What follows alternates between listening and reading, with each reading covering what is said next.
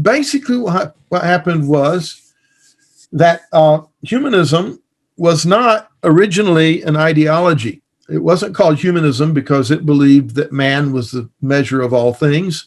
That came later. It was called humanism because humanists were interested in the humanities, in the classics.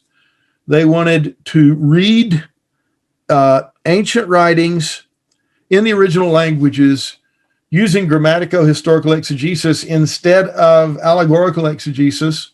And they wanted the educational system reformed to make that central to learning because they thought it would be a better preparation for public life.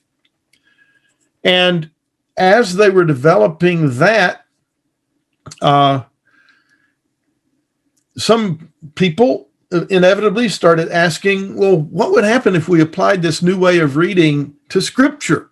What would happen if we read Scripture not looking for all of these symbolic meanings we can read out of it allegorically, but actually trying to figure out what this text would have meant to the audience for which it was originally written by its original author?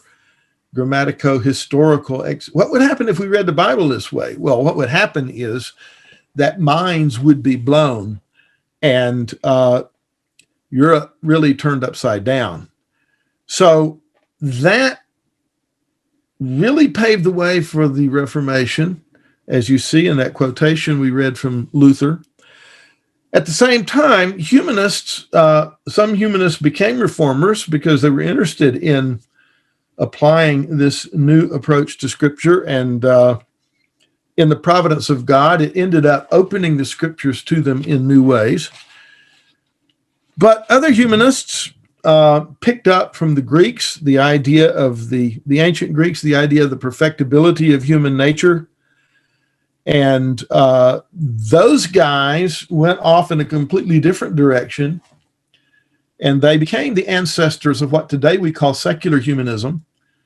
The humanists who became reformers became known as reformers, and they were swept up in the Reformation. And the humanists that went the other direction kept the name, which is why I always urge people to never use the word humanism without a modifier, because it's very confusing if you do. Modern secular humanism is very different from Renaissance humanism, and we need to be clear about what we're talking about.